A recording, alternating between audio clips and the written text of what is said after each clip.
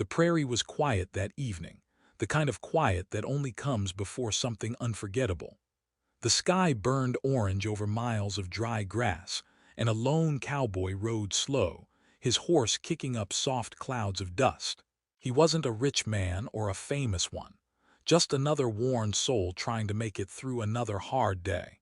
His name wasn't known in history books, and maybe it never would be. But what happened that night would be told for generations. The land had been harsh that season, no rain for weeks. The rivers were low, the cattle thin, and even the wind seemed tired. The cowboy had learned to live with hunger, dust, and silence. He trusted only his horse and the stars above. He'd seen trouble before, bandits, storms, and droughts, but nothing could prepare him for what he found that night. As the sun dipped low, he saw something strange by the edge of his pasture. At first he thought it was a coyote or maybe a pile of rags, but when he got closer his heart sank. It was a child, a native boy no more than 8 or 9, curled up in the dirt. His face was thin, his hands trembling, his eyes barely open. He looked like he hadn't eaten in days. The cowboy stopped beside him, unsure what to do. Out here, every decision meant risk. Helping a native child could mean danger. He'd heard the stories, settlers disappearing, raids along the borderlands, vengeance for past wrongs. The land was divided by fear, and one wrong step could cost a life. But when he looked at that boy, lying there half dead, he couldn't ride away. He knelt down, his shadow falling over the child, and said softly, "Hey there, son. You still breathing?" The boy blinked once, slow and weak.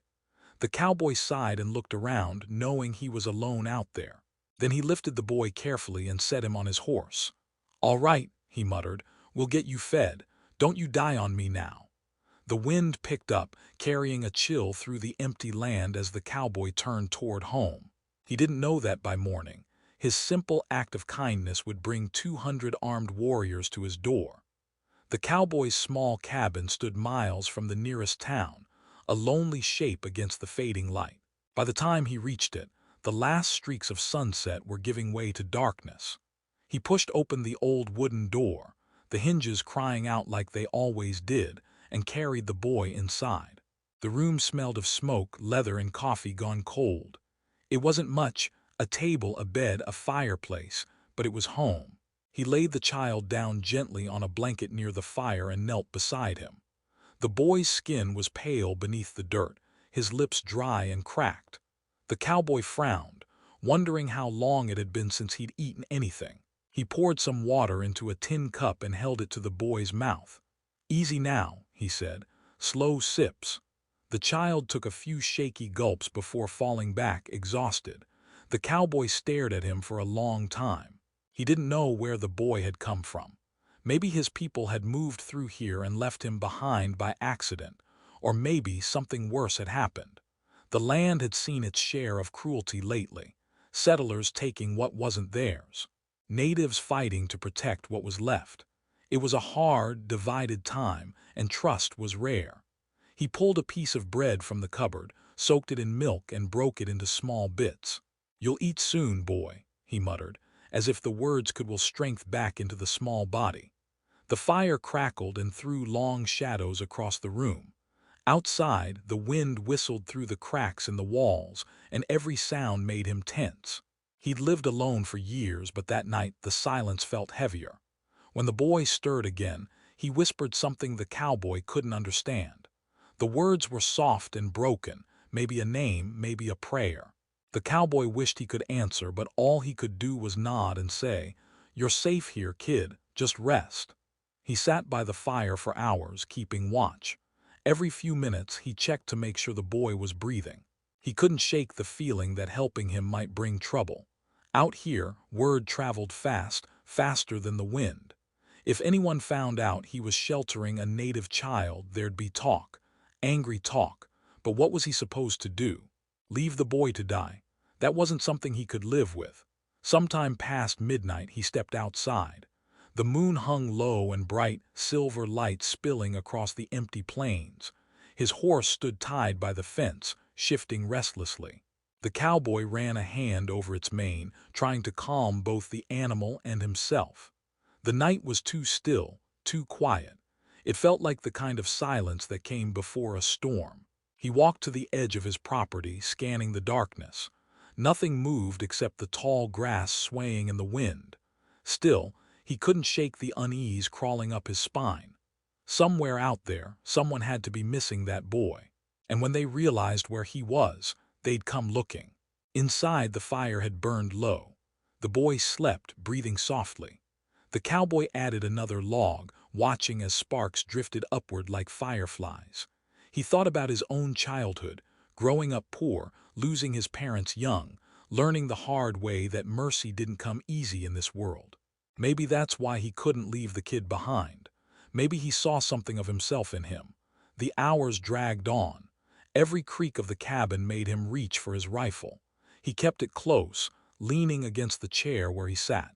The boy murmured in his sleep, and the cowboy found himself whispering words he hadn't said in years, half prayers, half promises. "You'll make it, kid. You just gotta hang on till morning." When the first gray light of dawn touched the horizon, the cowboy stood and stretched.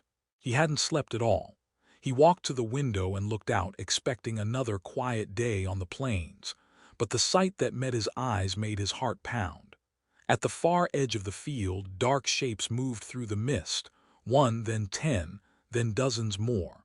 Horsemen, silent, steady, and too many to count at first. The rising sun caught on their spears and rifles, flashing like fire in the distance. He grabbed his gun and stepped onto the porch, his boots crunching on the frost. The riders were closing in fast, 200, maybe more. Warriors dressed in paint and feathers, riding in perfect formation. Their faces were calm, unreadable. The sound of hooves rolled across the land like thunder. The cowboy's throat went dry. He looked back through the open door at the sleeping boy. It didn't take a genius to put it together now. This wasn't just some lost child. This was someone's son, someone important. And he had just taken him in. He stood frozen for a moment, watching as the line of riders came to a halt at the edge of his property. Not one of them spoke. They sat their horses in silence, eyes fixed on him. The leader, a tall man with a proud stance and deep red paint across his face, rode forward slowly. The cowboy felt his grip tighten on the rifle, though he didn't raise it. He wasn't foolish enough to think he could stand against that many men. The leader stopped a few yards away, his horse snorting clouds into the cold air. The man's gaze flicked toward the cabin, then back to the cowboy. For a long moment, neither moved. The only sound was the wind and the faint crackle of the fire inside. The cowboy felt the weight of what was about to happen pressing down on him. Whatever came next would decide whether he lived to see another sunrise. He took a slow breath and stepped down from the porch, his boots sinking slightly into the dirt. "If you've come for the boy," he said quietly, "he's safe. I didn't mean no harm." The leader didn't answer. He just dismounted, landing softly on the ground. His eyes, dark and steady, told the cowboy everything he needed to know. This was no raid, no random gathering. This was something deeper, something personal. The cowboy swallowed hard. The sun broke fully over the horizon, spilling light across the field. It caught on the feathers, the horses, the faces of the warriors standing behind their leader. The air was heavy with tension, but also with something else, something like respect. The cowboy didn't move. The leader took a step closer, eyes still locked on him. The world seemed to hold its breath. The air between them was heavy, as if the land itself had stopped breathing. The cowboy stood still, one hand hovering near his rifle but not touching it. He didn't want to fight. The last thing he wanted was blood on his land. But he could feel it, 200 pairs of eyes watching his every move, every breath, every twitch. The wind had gone quiet. Even the horses seemed to wait. The native leader stood tall and motionless, his expression unreadable. His dark hair was braided with eagle feathers that swayed gently in the morning breeze. His face was lined with red and white paint, the colors striking against the pale light of dawn. He said nothing for a long time. Then finally, in a deep, calm voice, he spoke a few words in his own tongue. The cowboy didn't understand them, but the tone was not full of anger. It was steady, controlled, purposeful. The leader raised one hand, and from behind him, two riders came forward. Between them sat a woman, her long dark hair falling over her shoulders, her eyes sharp and glistening with emotion. She dismounted gracefully and stepped closer, clutching something tightly to her chest. When she reached the cowboy, he realized what she held, a small handmade necklace of bone and beads. She looked up at him, then glanced past him, toward the open door of the cabin. The cowboy turned slightly, just enough to see the small figure of the boy standing in the doorway. The child's eyes were wide, uncertain, but there was no fear now, just recognition. He took a step forward, then another, until he was running across the cold ground straight into the woman's arms. She knelt and pulled him close, whispering words the cowboy couldn't hear. The warriors behind them lowered their heads slightly, a silent sign of relief. The leader watched in silence, his jaw tightening as he took in the sight. It was clear now, the woman was the boy's mother. The cowboy felt his chest loosen a little, though he didn't lower his guard completely. He had no idea what they planned to do next. The leader turned his gaze back to the cowboy. His eyes were deep and piercing, not full of hatred but filled with something far heavier, measure, judgment, thought. Then, to the cowboy's surprise, the man stepped forward, closing the distance between them. He stopped only a few feet away. For a moment neither spoke. The cowboy's hand brushed against his rifle again, more out of instinct than intent. Then the leader spoke, his English broken but clear enough. "You found him," he said, his voice low. "You fed him. You made him live." The cowboy nodded once, his throat dry. "He was out there half dead. I couldn't just ride by." The leader studied him closely. "You know who he is?" The cowboy shook his head. "Just a kid." The leader's gaze softened just slightly. "He is my son." The cowboy blinked, the weight of that sentence sinking in. "Your boy," he repeated quietly. The leader nodded once. "He wandered off during the storm. We searched for days. No tracks, no sign. We thought he gone." His voice broke just a little on that last word, and the cowboy saw, for the first time, the grief that had been hiding behind the paint and pride. "I reckon you found him just in time," the cowboy said. The leader's eyes shifted to the cabin again, where the boy now stood beside his mother. "You saved his spirit. You gave him fire again." He paused, then turned to the warriors behind him. With a low sound, half chant, half command, he lifted his hand. The entire line of horsemen dismounted, each moving with quiet precision. 200 boots hit the ground almost at once. The cowboy tensed. "What's this?" he muttered under his breath. But no one reached for a weapon. The warriors began to walk forward slowly, forming a wide circle around the cabin. Their steps were soft, deliberate. The sound of rustling leather and jingling beads filled the morning air. The leader turned back to the cowboy. "You are alone here." "Been that way for a while," he said. "You have no tribe," the leader said simply, almost as a statement. "Never did," the cowboy replied. The leader nodded slowly, as though understanding something that didn't need words. Then he lifted his voice and spoke to his people in their language. It wasn't angry or loud. It was ceremonial, steady, full of meaning. The cowboy stood there, not understanding the words but feeling the weight of them. When the leader finished, two men stepped forward carrying bundles wrapped in animal hides. They placed them carefully at the cowboy's feet, then stepped back without saying a word. The cowboy looked down and saw what they'd brought: dried meat, pelts, tools, and handmade carvings. Gifts, offerings. He looked back at the leader, confused. "I don't understand." The man met his gaze. "A man who saves a child saves a nation. You showed honor when others would show fear." The cowboy's chest tightened. He'd done what anyone with a heart should have done, but hearing it said like that made his throat ache. He looked down at the gifts, then back at the line of warriors, who now stood with their hands crossed over their chests. The leader stepped closer, his voice quieter now. "Long ago, your people took much from mine, but you gave something back." The cowboy didn't know what to say. Words felt small in a moment like this. The leader extended his hand. The cowboy hesitated for half a second, then reached out and shook it firmly. Their eyes met, two men who lived on opposite sides of history, standing for a moment in the same light. The boy let go of his mother and walked over, clutching something small in his hand. He looked up at the cowboy, shy but grateful. Then he reached out and placed it in the cowboy's palm, a small carved figure of a horse, rough but carefully made. The cowboy turned it over slowly. "You made this," the boy nodded. "My father taught me."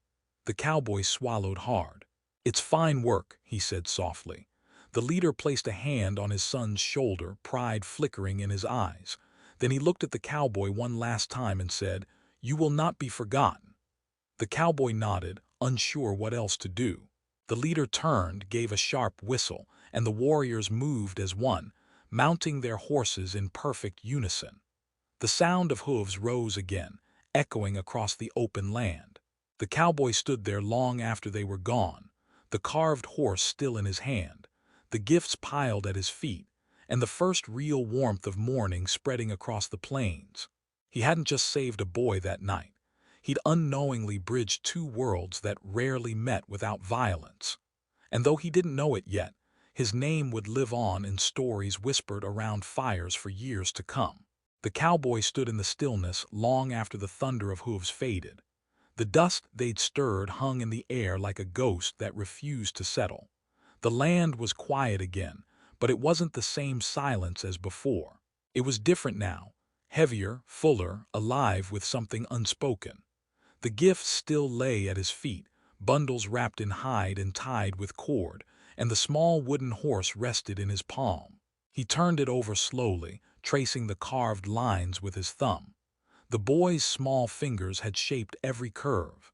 It wasn't perfect, but it carried the weight of a story he didn't yet understand. He went back inside, the floor creaking under his boots. The fire had burned low, filling the room with a soft amber glow. He set the carved horse on the mantel and poured himself some coffee, though it had gone cold. The cup trembled a little in his hand, not from fear but from the shock of what had just passed. 200 warriors could have ended him without a word, yet they came not for vengeance but for gratitude. He'd seen plenty of strange things out here on the plains, but nothing like that. He sat by the fire and let the quiet wrap around him. The events of the last 2 days replayed in his mind like scenes from a dream. The starving child, the mother's tears, the leader's steady eyes. He wasn't a man who thought much about destiny or miracles, but something about this felt larger than himself. The land had a way of teaching lessons, sometimes in whispers, sometimes with a storm. This one had come with silence and the soft tread of hooves. When the first light of dawn reached the window, the cowboy rose and stepped outside. The sky stretched pale and wide, the air cool and clean after the night's stillness. He looked out toward the horizon where the riders had disappeared. Nothing but empty plains now, golden with morning. He took a slow breath and knelt beside the gifts they'd left. Inside the hides, he found dried meat, hand-carved tools, and a woven blanket with colors that seemed to hold the sunrise itself. The craftsmanship was careful, deliberate, each thread a message, each piece a gesture of respect. He wasn't used to kindness. The frontier didn't give much of it. Most men out here took what they could and thanked no one for it. But as he ran his hands across the woven blanket, he felt something stir deep inside, something he hadn't felt in years, a kind of peace he thought he'd forgotten. He spent the day working, as he always did. Fed the horse, fixed a fence post that had gone crooked, and mended the latch on the barn door. But everything felt changed. Every sound carried farther. Every color seemed sharper. The land that had once felt like an endless burden now looked almost beautiful. Maybe it wasn't the land that had changed at all. Maybe it was him. That afternoon, he saddled his horse and rode out to the river. The air was warm, the sun bright but soft. He rode slow, letting the reins hang loose, his thoughts drifting back to the boy. He wondered what kind of man that child would become. Would he remember the cowboy who gave him food and fire when the world turned its back? Would he carry that memory into his own life, maybe speak of it someday to his people around a fire? The cowboy didn't need to be remembered. But the thought that his small act might live on in stories, well, that felt like more than enough. He stopped by the riverbank where the water ran shallow and clear.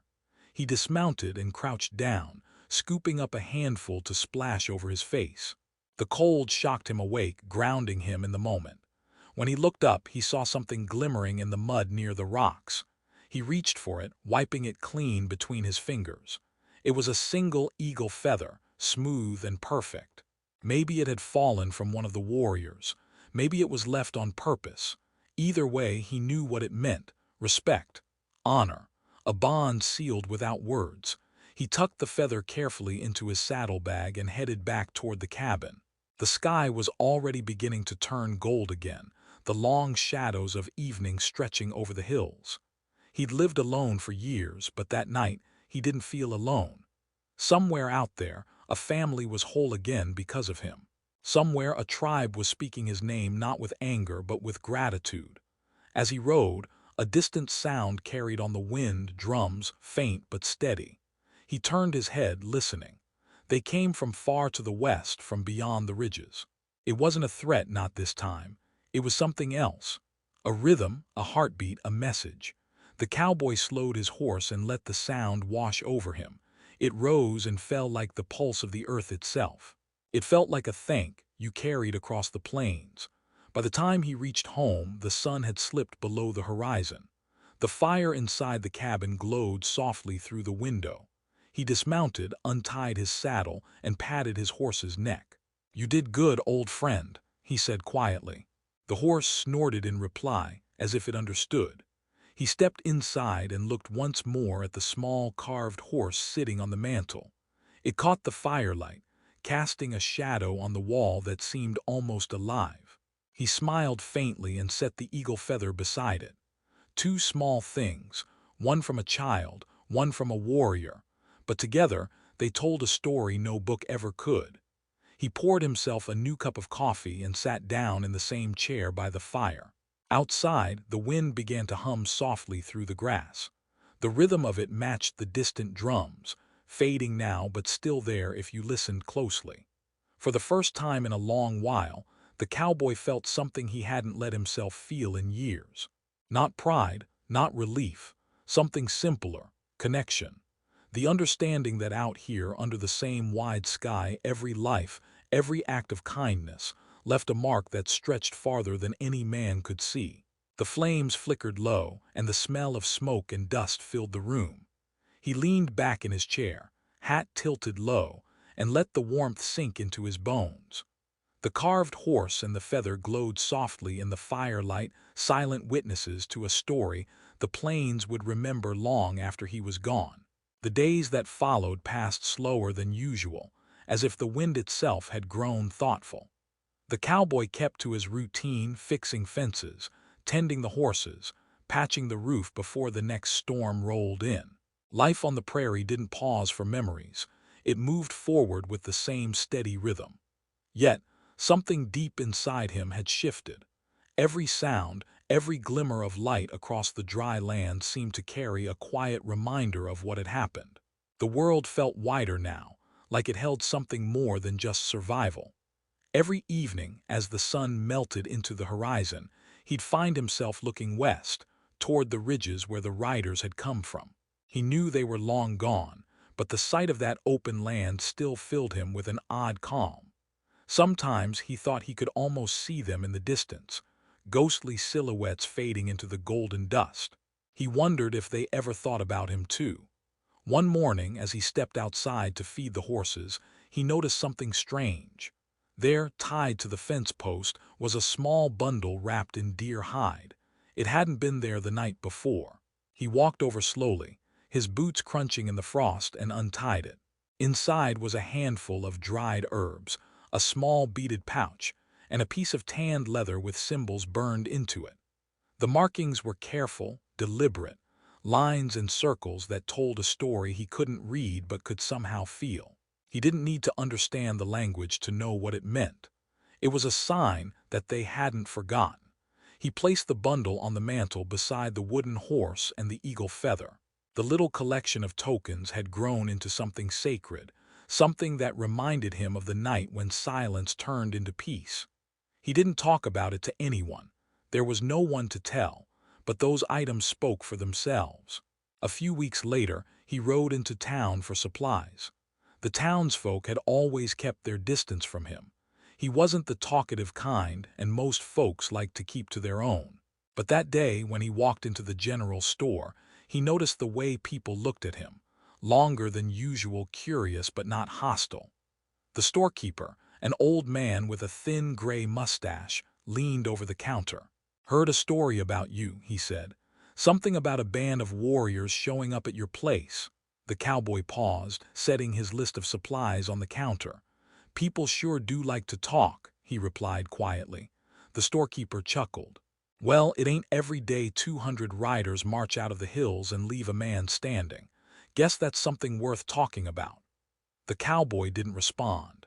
He paid for his things and turned to leave, but before he reached the door, the old man called out, "You did a good thing, son. Not many would have done what you did."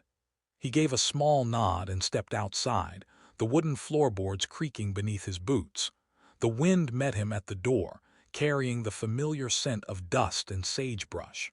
For the first time in years, the air of the town didn't feel so heavy.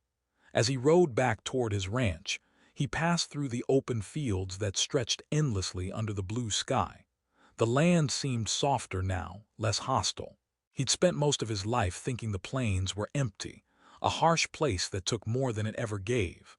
But now he understood that the land wasn't empty at all. It was alive with stories, old and new, whispered through the grass and carried on the wind. He was just one of them. That night, he sat by the fire again, staring at the wooden horse on the mantel.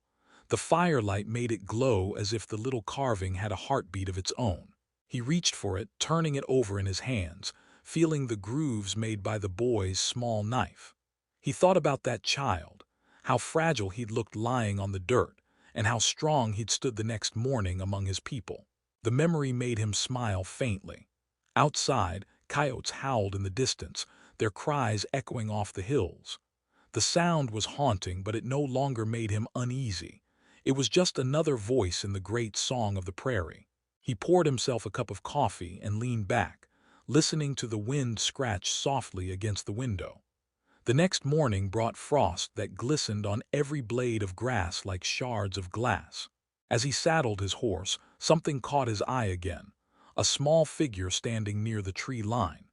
He tensed at first, instinct kicking in, but then he realized it was just a young boy on horseback. The child wore a thick coat of fur and held something in his hand. The cowboy stayed still as the boy rode closer. When he finally stopped a few feet away, the cowboy recognized him instantly. It was the same boy, the one he had found starving on the plains. The boy had grown a little, his cheeks fuller, his eyes brighter. He didn't speak at first. Instead, he reached out his hand, offering a small object wrapped in cloth. The cowboy took it carefully and unfolded the fabric.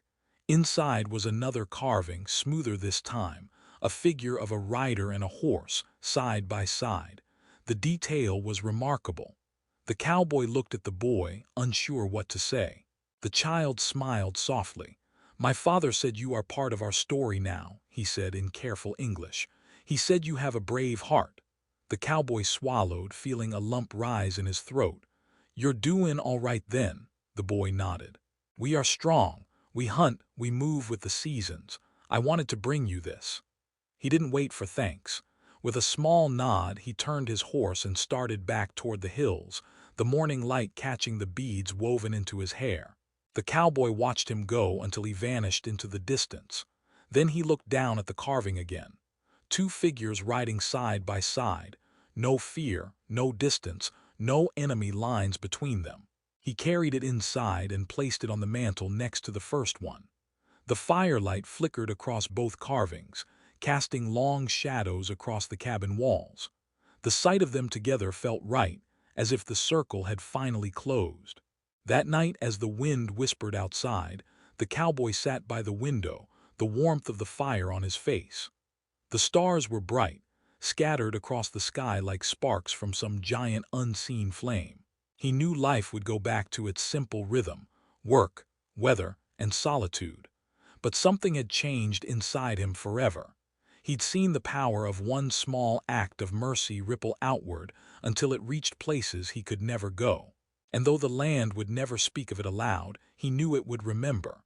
The cowboy woke before dawn, the sky still wrapped in shades of blue and gray. The fire in the hearth had gone cold during the night, leaving the cabin in stillness. He sat up slowly, feeling the familiar ache in his shoulders, the kind that came from years of work and wind.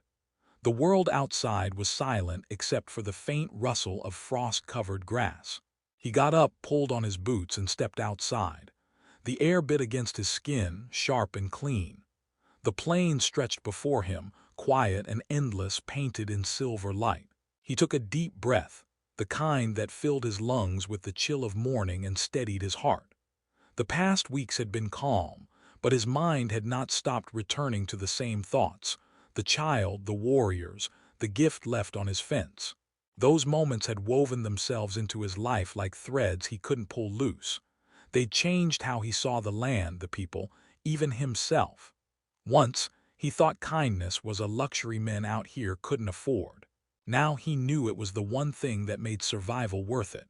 He walked down toward the barn, his boots leaving trails in the frost. The horses stirred as he approached, snorting softly, their breath rising like smoke. He fed them, checked the water trough, and brushed the dust off their coats. The routine steadied him. Every small act, every motion, reminded him of his purpose. When you live alone, the work becomes your companion, your rhythm, your prayer. Later that morning, as the sun climbed, he took a ride out to the far ridge. It had been a while since he'd gone that far, but something in him wanted to see the world from that height again. The air was cold, but the light had a warmth to it, gentle and golden. He rode slow, the horse's hooves sinking into the soft dirt. The land rolled out ahead of him, vast and beautiful. No fences, no borders, just space. When he reached the top of the ridge, he stopped and looked out across the horizon. From up there, everything seemed endless. He could see the river cutting a silver line through the valley, the faint smoke of his chimney in the distance. And beyond that, the dark edge of the forest where the warriors had once appeared. The memory was still vivid, the silence, the thundering hooves, the way the earth trembled beneath them.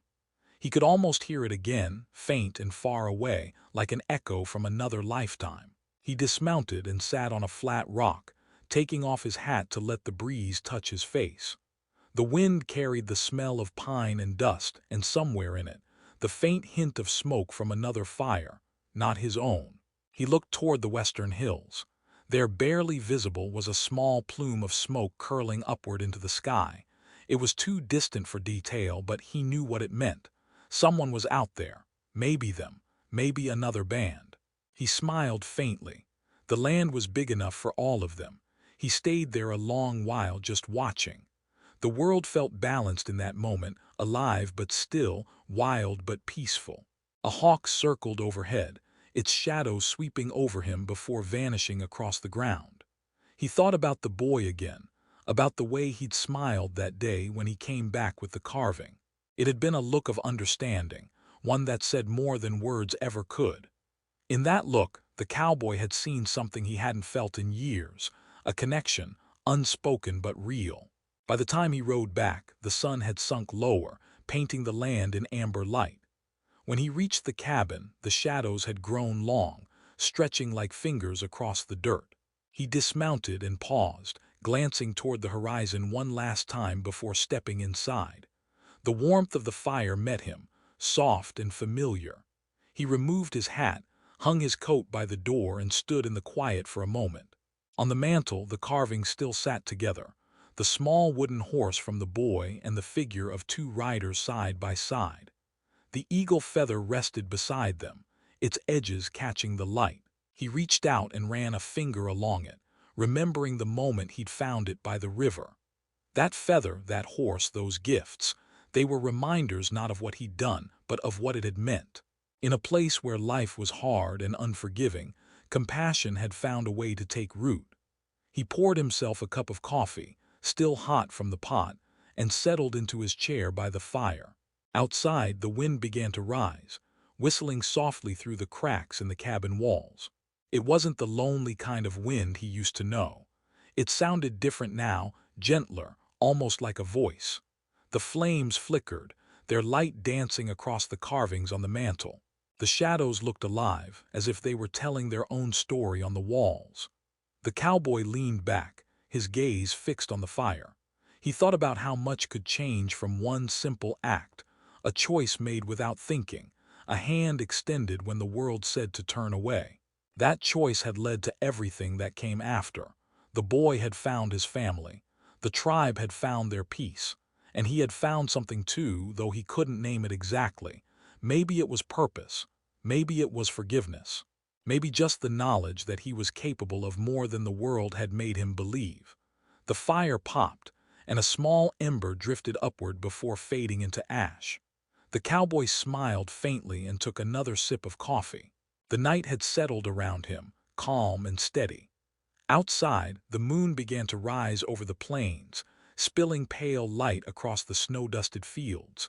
It glowed on the horse's mane, on the barn roof, on the line of hills beyond. Everything shimmered in that soft, silver light, quiet but full of life. He stood and walked to the door, opening it just enough to feel the cold air on his face. The wind brushed against him, carrying whispers from somewhere far away, voices, drums, laughter maybe. He didn't know if it was real or just his imagination, but it didn't matter. He stood there listening until the sound faded into the night. When he went back inside, the fire had dimmed to glowing embers.